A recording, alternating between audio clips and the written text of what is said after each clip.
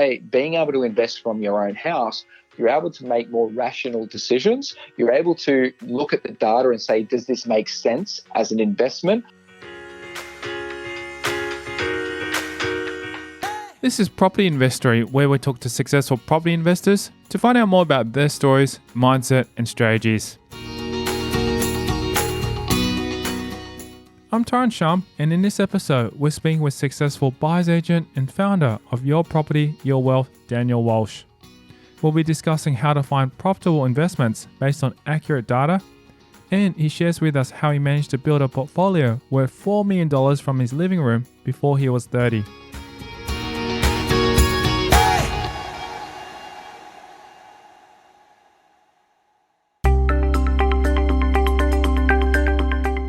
Walsh begins by explaining how he started his journey investing from his living room.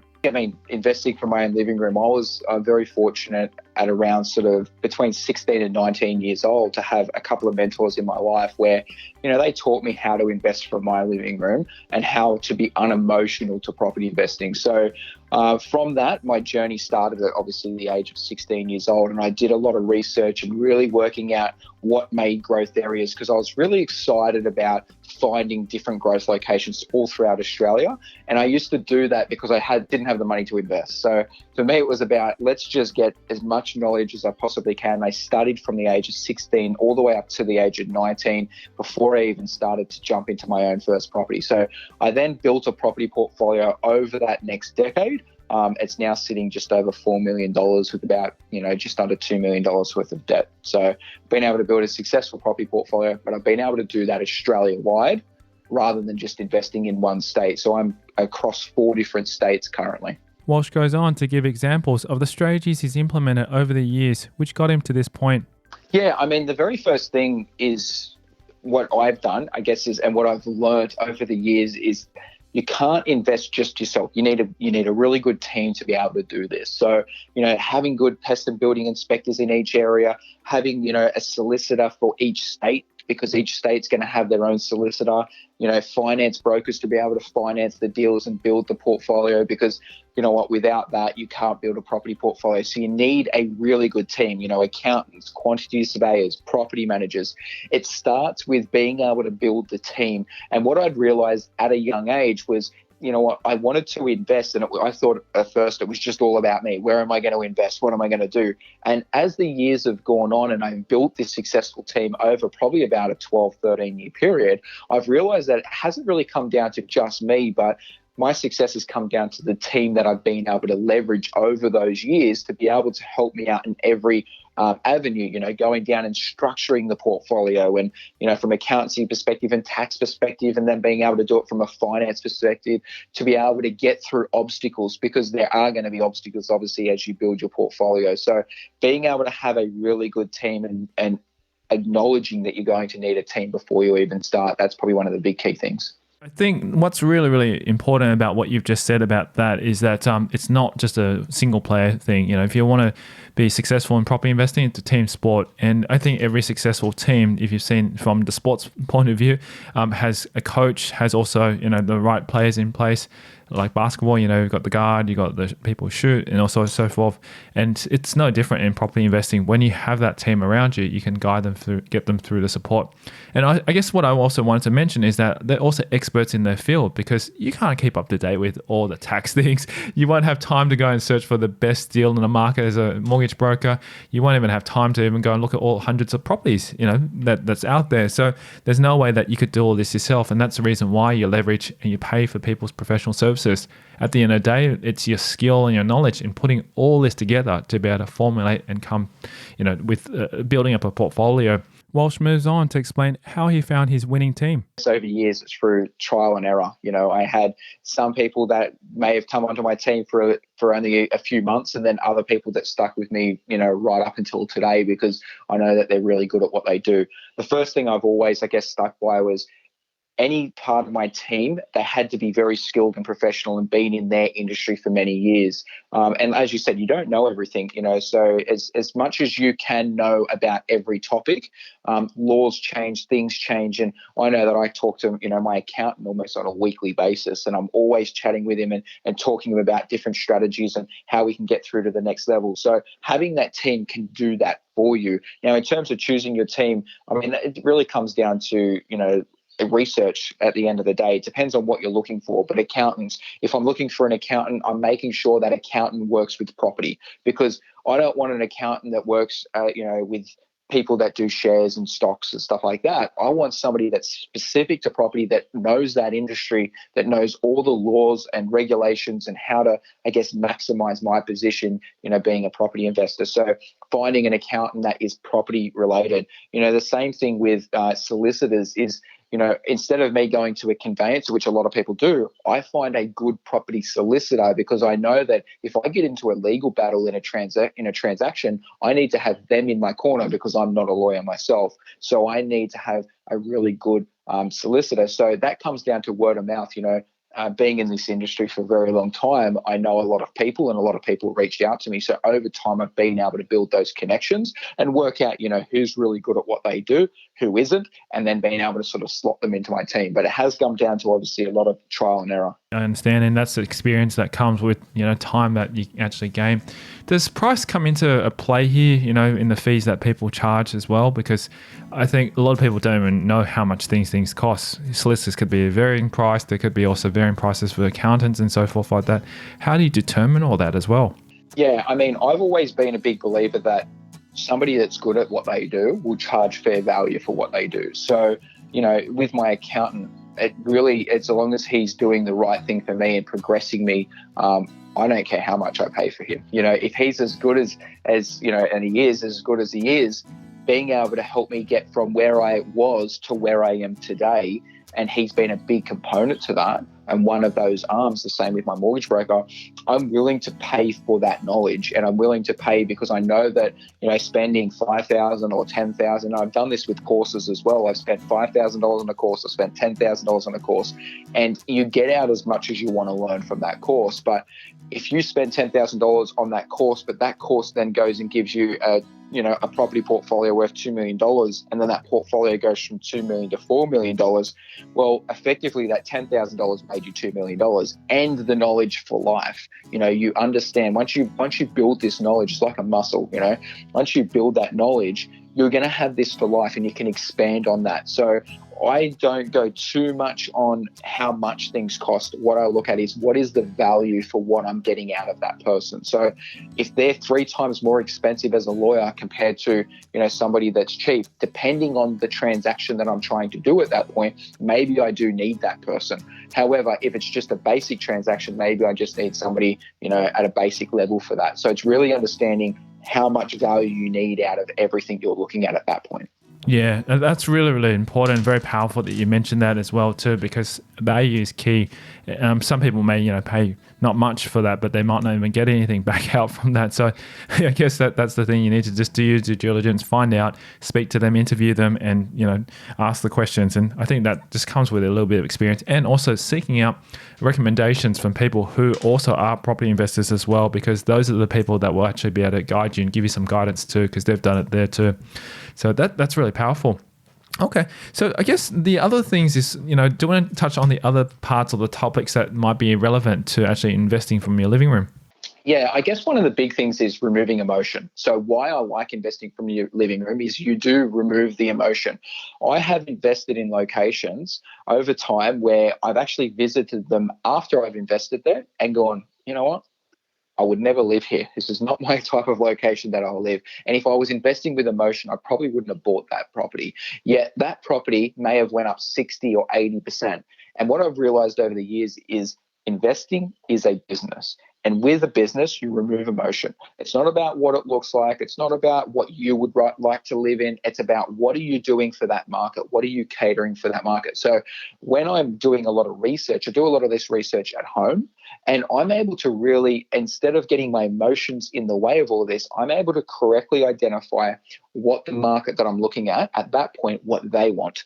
And that's all I'm doing is I'm targeting what the market wants for that area, because every area and market has, different criteria to what looks, what's good for that market. So I want to make sure that I am not investing with emotion, which is very, very hard for a lot of people. And by being able to invest from your own house, you're able to make more rational decisions. You're able to look at the data and say, does this make sense as an investment, rather than looking through it and saying, what, do the blinds look like they're the right color to me? Which is what a lot of people do. They look at the emotional side of the house first and the location second, and they go, oh, this house looks great, but they have no idea what's actually happening in that area. So being able to invest without emotion and then doing the research. So the biggest thing with investing within your own living room is being able to do the correct research to be able to uncover a growth area.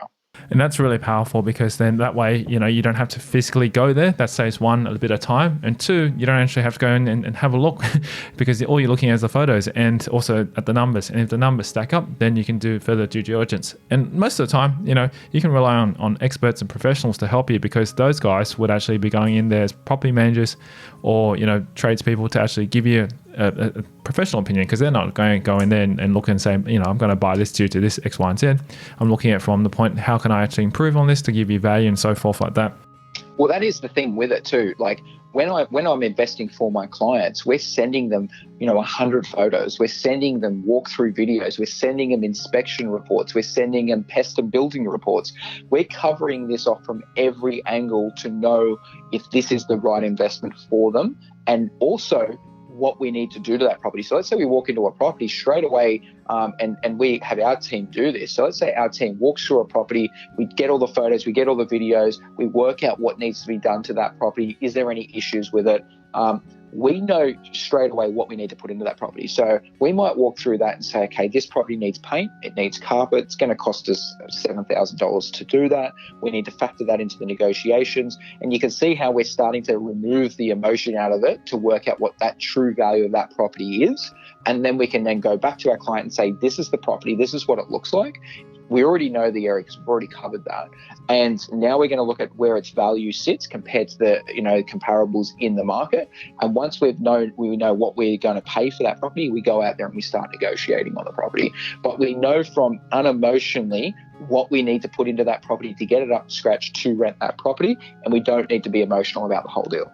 And that's the reason why we hire professionals, because then it takes all that out of, and then just trusting them that they're going to do the right thing to be able to provide the best, value, and also find the best property for you. And I think that's the really, really smart thing to do. But if you are going to do it yourself, I guess it just takes a bit of time and experience, because at the end of the day, you're going to have to do your own research and then take all that kind of experience and take the emotion out of it. All right, that's excellent. So what would be another, key point that you'd be looking at when you're actually investing from your living room? Well, I guess if we talk about more so the data. So for me, I do all my research up front. So firstly, if you're wanting to, invest from your living room and you're looking at investing maybe outside your state, you've got to look at what state you want to invest in first. So you've got to look at each cycle for each state, work out, okay, what's happening there, what's happening with jobs, what's happening with prices, are prices being subdued, is that going to be a good growth location in the future?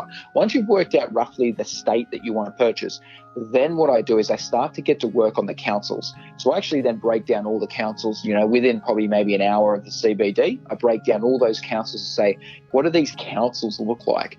Are they progressive? Is there infrastructure coming to them? I want to know what that looks like from a council perspective. And then from there, we start to break it down into a suburb level after that.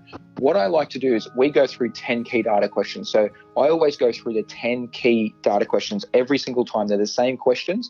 And what it does is it sort of paints a picture of an area. And what we want to look at is different things like, first, we want to look at what's the cash flow like. So you don't want to be going to research an area for $1 million if you have $400,000 to spend. If you have $400,000 to spend, you're going to look at those areas where there's $400,000, and you're going to research all those different areas and work out what's the best area for you. Then we start to look at what's happening with the market, days on market, how quickly are things selling, all that type of thing, because we want to see where it is in its cycle.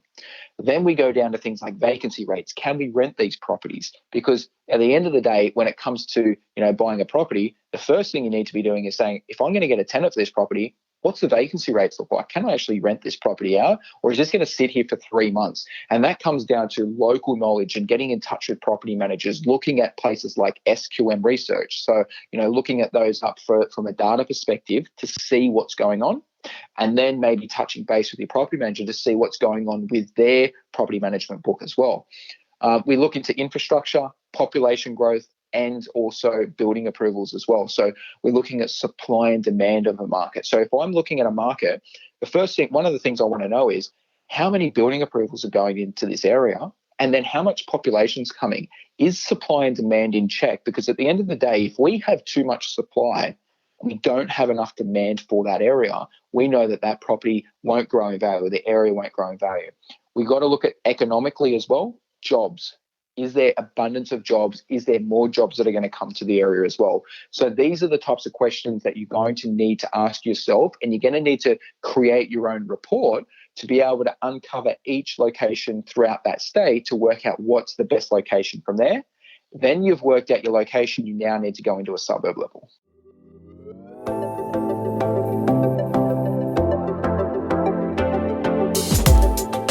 After the break, Daniel Walsh gives us more insight into where to find good data and how he uses it when investing. Firstly, I need to find a growth location, and that growth location comes from the data. If I uncover that first, then I start to look down to suburb levels. We discussed the moving market and how it can work to your advantage. You can look at multiple areas and then really start to play one area off the other and say, well, what am I looking for out of this area? Walsh shares the 5 principles he stands by in order to profitably invest from the living room. I live by 5 principles with, buying investment grade properties. And this is the thing, people buy for their own home, or they buy for what they think looks good.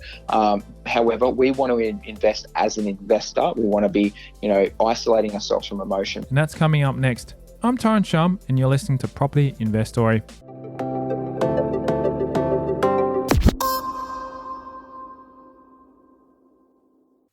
Hey, are you enjoying the Q&A session with Daniel? If so, please keep sending your questions through.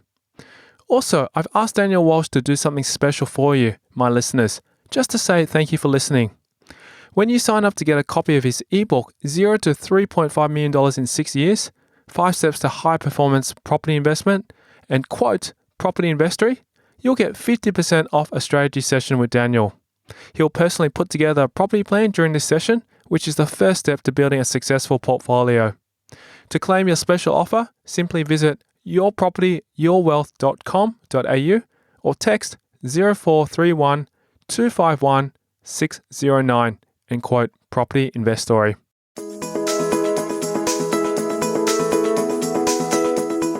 Walsh and I discussed data reports and the options out there for analysing the market. What I've found over the last, so I've built my own system. I've had a software developer on my side for 2 years. We've actually built our own systems to be able to collect all this data to analyse it all. But what I've noticed is out there is you can pay for reports, and unless you go to RP Data itself, so I know that CoreLogic RP Data, they will do it to this level because I actually asked them to. And they would charge me $3,000 per report. So every time I wanted to update the report, another $3,000 to do that. And if you're looking at multiple areas and you want to hone down on 3 areas, you're looking at the best part of $9,000 just to see if it's going to be a good area to buy in. So what I've done is I've taught myself to know where to find all this data from and collect it myself to analyze these markets before I even start looking to buy. Because again, we want to do it unemotionally. I don't care what the property looks like. Firstly, I need to find a growth location, and that growth location comes from the data. If I uncover that first, then I start to look down to suburb levels. What's really interesting, yeah, as you said, you can actually get that data even if you spent, instead of paying 9K to someone like call Logic Data to get that information, you can actually just pay a software developer to actually set this all up for you, and then you'll have a software there for long term that you can use over and over again, which is really, really interesting, because I think that's the thing. This information is worth quite a lot of money to be able to help you get the right property, because if you do get the right one, you can actually make, instead of say $10,000 on something, you'd probably be able to make $100,000 on it. And that's the property, the value, I guess, that you have on that side of things. What I was also going to ask you a little bit about is, how you said that there are reports out there and people can actually pay for that. I mean, if you just get the report and just read the report, you don't sort of get an insight, because the research that you do behind doing all these metrics and looking at all these kind of things gives you a better understanding of the property and also of the markets as well. Do you recommend people actually just take these kind of steps and do them first compared to just buying a report? Yeah, well, it really depends. Like, if you're just going to be buying a report and doing it on your own, number one thing is I've noticed is none of these reports are in depth. They're not really giving you as much in terms of what's happening on with the data. It's more so really their opinion. I feel like a lot of it's just their opinion on why they believe it's going to be the next hotspot. Whereas I want to look at it from a data perspective and say, what's trending with days on market? How quickly are things selling? What's the average discounts there? What is supply and demand? What is the actual building approvals every single year for the last 10 years? What is the population growth? Are we seeing good supply and demand? We don't see that in any reports out there at the moment, so that's why I've been saying to people, this is the data that you need to do. If you don't want to do it yourself, you don't want to pay somebody to teach you how to do this sort of thing, well, then you should be going to a buyer's agent where they have this data. So I know that we do all of ours in-house. I've been doing this for about 10 years now. It's how I started my property portfolio, was off the back of the research. And I was very fortunate that I got taught this at a very young age on how to collect all this data and how to do this. But now what I do is I actually give these reports that are worth probably $3,000 from CoreLogic. I'll be able to give multiple reports, and I've already analyzed this data. So we've already honed down the state. We've already honed down all the multiple areas that are going to grow. And then I can just give these straight to my clients. So, a lot of my clients are time poor. They can have a read over them, and then they're armed with where to buy, but not only where to buy, but why they're buying it. And that's one of the big key things, why you're buying in an area. Because somebody can say it's a really good hotspot, but is it a hotspot because of capital growth? Is it a hotspot because it's good cash flow? And people just look at hotspot or look at this and say, oh, that must be a really good location. However, the hotspot might have been 2 years ago. So we need to look at it from now and say, if you can analyze your own data or have somebody that can do this for you, then you're not going to be caught with a data asset. Yeah, and that's the hardest thing, is because sometimes these report, even though they're saying it's a quarterly basis and they send it out maybe half yearly, and so they did those research at least 6 months ago, and times do change. But I guess the question is do you know if the market, or do you think the market moves that quick in property compared to like shares? Shares is like almost daily trading or in hourly trading that changes up and down very quickly. But do property prices really move that fast, or property values and area locations and so forth? They can surprise you. Like I said, I've had locations where within 18 months they've moved 60%. And, within about a 6 to 8 month period, I'm no longer investing in that market. And then other markets where they'll take 3 to 5 years and they're more of a slow burn. They're sort of growing at 8-9% per year. They're doing their thing. They're doing quite well. However, they're more of that slow burn over time. So it really, when you do that research and you go in there to look for that location, typically you're going to have a bit of time up your sleeve to do that. It's not going to be overnight that these markets move, and you can really hone down. So, if you do your own research and we can, teach you how to do that research, you're not only just understanding one area, but you might be understanding all the areas around that state, and that gives you a better indication on where you want to invest, rather than just saying maybe this looks really good because I like it because it's near the water, or trying to rationalize it because you don't really have any back data to tell you why it's going to grow. You can look at multiple areas and then really start to play one area off the other and say, well, what am I looking for out of this area? And one area is going to be able to do that over another. Yeah, totally. Excellent. Well, that's some really, really good tips there as well too. What would be another thing that you'd look out for when actually investing from your living room? I guess another thing is, I live by 5 principles with, buying investment grade properties. And this is the thing, people buy for their own home, or they buy for what they think looks good. However, we want to invest as an investor. We want to be, isolating ourselves from emotion. But the 5 key principles that I always look for is, so one of them is I always buy something with good owner occupied appeal. So over time, it doesn't have to be the best looking property. However, I want to buy in a pocket where there's not 90% worth of rentals there. I want to buy somewhere where there's 20% worth of rentals or 30% worth of rentals. The majority of them are owner occupiers. So if I can buy something with owner occupied appeal that's going to rent quite well, and it's not in a full blown rental area, then I know that I'm going to have a really good chance of securing a tenant, and a good quality tenant as well. Number 2 would be buying in a quiet location. So I do avoid generally your main roads unless I'm developing or something like that. I would be, for a good buy and hold, you want to be in nice quiet locations, something that's going to be appealing to a tenant, but also appealing for if you ever want to sell that property as well. And it's going to, as that area goes up in value, you're going to have less headaches. Number 3 would be always buy the median house price for the area. So I know a lot of people will get stuck into, oh, this looks great and it's $300,000 more than the median house price for the area. We want to be buying the median house price. We don't want to be buying something extremely fancy, because at the end of the day, it's a tenant. They're not going to look after your property like you would. And we just need to have that property grow in value over time. And we just need to keep that property running, paint and carpet, keep it running over the next 10, 20 years.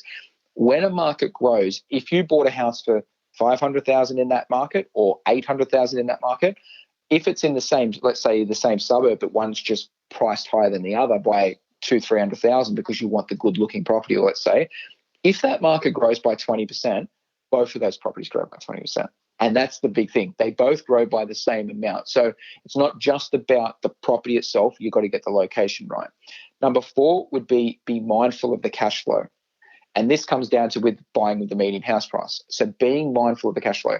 If we buy the median house price, it means we're going to get a better rental return on our property. And it also means we're going to have more tenants in that area for that property. If I go buy a luxury property in that area, I will have fewer tenants because those people will go buy their own property that can afford that. So I want to be buying the median house price, and I want to be mindful of the cash flow while doing that. And number 5 would be buying in a growth location. And that comes down to that research that I was just talking about. Yeah, that's really, really good. It's really interesting that those 5 principles, especially the one that I like about, not buying or buying in a noisy area, because it's very easy to be able to just find a property that's got good deal there, especially the main roads. They're like sometimes 10-15% discount compared to, say, properties that are, in the main street, or not in the main street, in the quiet street areas. And people look at it and go, oh, that's a good bargain. But you got to really, really do your research and compare. Because, I've seen personally a few properties that have come up locally around my area that's got on a 1,000 square meter block. It's got, very reasonably good house in there, but it is on a main road. And I know it's selling for at least 20% lower. And you just go, it's tempting. There's a lot of things that do it too, even little things. So like when you're investing from your living room, you want to always Google Earth that property. You always want to look at what's around that area as well, because you might be looking at 150 meters away, there's a big substation. And you don't want that near your house because that's going to devalue it. So you need to be looking at this in its entirety when you are investing from your living room and knowing what you're looking at. And again, if you aren't comfortable doing it yourself, then, you've got to employ, someone like myself, like a buyer's agent, to be able to do that for you. So there's 2 routes you go. You either do it yourself and you learn how to do this type of thing, or you just employ somebody if you're time poor, or you just don't have the confidence to be able to do it as well. Now, in terms of what you were talking about as well, it's very important to understand that market. So you do need to understand that market, and that comes from, watching that market all the time. I know that I have, with in terms of looking from, one area to another. Let's say it's the same suburb. The left-hand side of the highway might be cheaper than the right-hand side of the highway, and you need to figure out why that's the case. Maybe it's that there's more renters in the left-hand side, or maybe there's more housing commission on that side. And you need to understand that before you buy, because I do see, people go out there and buy a house because it's cheap, but it might be cheap for a reason. You've got to understand why it's worth what it's worth. So you need to know how to correctly, evaluate what the valuation of that property is really worth. Yeah, I guess that's the thing. It doesn't. You can't just evaluate a property unless you've got a bit of experience and market knowledge, and that takes time to build that market knowledge up to be able to understand what's going on in the market. And not everyone has that kind of time, I guess, to do that kind of research. So that's the reason why we all do look at hiring professionals. I wanted to also understand from your perspective, and also just maybe an example of what you've done in your portfolio to apply these 5 principles that you've just talked about. Can you share with us maybe one example from your portfolio that you've been able to do it successfully with? Yeah, so I mean, even one of my last properties that I've purchased, so I purchased the exact same way as I always would, but we purchased a property in Victoria.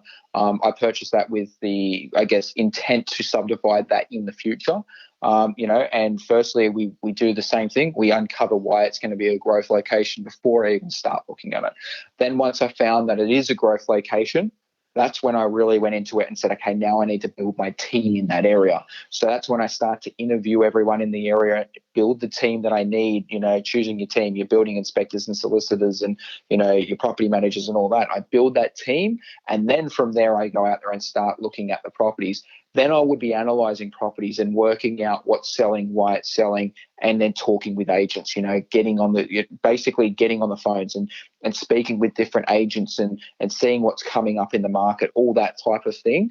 And basically, I bought a house in Victoria. I paid $345,000. Within 2 years, that was worth about $550,000. But that came down to being able to go through that methodical process to uncover it first, and then being able to buy that property. Now, that property is just an old 3-bedroom house, probably built, I think it was around 1990. It's a 3-bedroom house that was original. I had to paint it, I had to carpet it, and put blinds in it. But however, I made 60-odd% growth, and I could see past those little things. And that was, my edge to buying that property was, as an investor, I wasn't emotional to it. I was investing, from home. I could see it in its entirety with the photos and videos and everything like that. And then I go, okay, it's a good investment property. It's a good location. The rent's good. And I know that that's a growth location as well. So it was a buy for me. And that's how I did that, bought that property. But how long did the whole research process take him? The process of just finding that area firstly was researching Melbourne and then sort of honing down into areas. And that generally would take me up to around 6 weeks in itself, and sometimes even longer. I mean, it takes me around 6 weeks, but I've been doing this for about 10 years. So for me, it's a lot easier to sort of hone down into those areas and work out what's going to grow first and then work out where to start to look. But that was just to sort of find out where the growth area that I want to buy. Then I've got to obviously find out my team, and then I've got to analyze that market. Sometimes I'm analyzing markets for many, many months. I might be analyzing that market 6 months before I even look to buy. Now, obviously now that, for me, it's a little bit different. I run, obviously, a buyer's agency where we're buying hundreds of properties. So therefore, we're in these markets all the time. So I know what things are selling for. But from an outside perspective, if you didn't, you would probably want to analyze that market for at least a 3-month period and really understand what things are selling for, how quickly they're selling for, are they selling over asking price, are they selling under asking price, all of those things before you even jump into that market. You need to really know, you don't just want to jump the gun. You want to be able to understand that market first. Totally. It's almost becoming like a real estate agent, because when I was actually a real estate agent, went through my license and, working as experienced and starting out there, I spent a good 3 to 6 months building up my reputation, but also doing a lot of research in that area, just to understand what was going on. It does take that long, and that's the thing. People just sort of, I guess, want to understand from that perspective, even for people just who are starting out, that you need to actually put in the time and effort. And that's the reason why some people just don't have that time, and then hire professionals to help them with that, because at the end of the day, our time is important, and whatever you want to put it towards is going to be something that you make that choice and decision. That's a very important point too that you made, that you've almost got to become like a real estate agent in that area. And it is true, because when you come up against buying a property in that area that you're buying, you're coming up against an agent that literally door knocks those areas. They've probably lived there for 15 years. They know those markets, they know those streets. They've sold, hundreds of properties over the years. And when it comes to negotiating, you need to know that market as good as them. And you need to know what things have sold for, how far away they sold, why they sold for that, what the condition of that property was, how large that property was compared to the property you're negotiating with. Because when you get into a negotiation, the most effective negotiation is being able to go to a real estate agent and say, you know what, I can match your knowledge. I know this area as good as you, so you can't tell me that this is worth $30,000 more just because you can bring up 2 or 3 comparables, because I know those comparables and I know that they're not as good as this property. And you need to understand that type of thing before you even jump into it. Because if you don't and you just start negotiating and just say, oh, I'm going to offer $20,000 or $30,000 less, those agents are going to eat you alive, because they're going to be able to basically bring out the knowledge that they've been able to gather over the years in that area. So you do need to know these markets inside out. Yeah, on top of that, you're leaving money on the table too, because if you start negotiating, putting an offer that you think that's okay, but then you find out that actually it's probably 50K under the market value, then you're leaving money on the table. Not only that as well too, I've gone in sometimes looking at sites for development purposes, and you can't trust, I guess, real estate agents. No offense to real estate agents, but you need to do your due diligence from the side of council. You need to understand everything about that property yourself. For me, I take everything as a grain of salt from every real estate agent. However, I do know that the importance of having good real estate agents that you can connect with, and that's, again, in itself is many months, if not years, of building those relationships as well. Totally. And that's the interesting thing. They can put an ad up, say it's subject to council approval to put a subdivision or duplex or whatever it is if you're looking for development purposes. But you got to also understand that they don't have, the specific information. So you got to do your due diligence before actually going into those markets and putting an offer on a property as well. But no, I mean, just as Daniel said, it's so important to build those relationships, because also at the same time, if you've got those strong relationships and they know that you're a genuine buyer, they'll keep coming back to you, as long as you show them that you actually are ready to move and buy something. So I think we've had an excellent conversation on this today, actually, Daniel. It's been fantastic to hear those main pointers. And, investing from your living room sounds amazingly easy, but when you actually go into more details behind it, it does require a process. And I think this is the great thing about what you've outlined here and putting things in perspective. It's definitely a process. And I think that, I hope that a lot more people going forward can invest outside of their own backyard, and that's what this whole thing is about, is being able to analyze Australia and the opportunities within Australia, and knowing how to identify these markets and how to build these teams. And like I said, if you don't have that time, or you're just nervous about doing that sort of thing, then you should be reaching out to a professional that can help you do that. Because if you don't, you just invest your own backyard because you're just too scared to go outside of that, then you might be missing out on a really big opportunity where you didn't even know that opportunity really existed for you.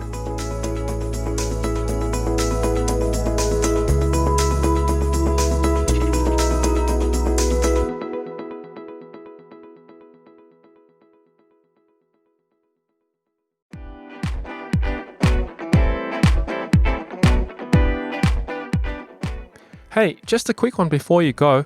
I've asked Daniel Walsh to do something special for you, just to say thank you for listening. When you sign up to get a copy of his ebook, 5 Steps to High Performance Property Investment, you'll get 50% off any future strategy sessions with Daniel.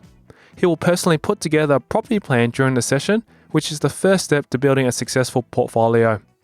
To claim your special offer, simply visit yourpropertyyourwealth.com.au or text 0431 251 609 and quote Property Investory.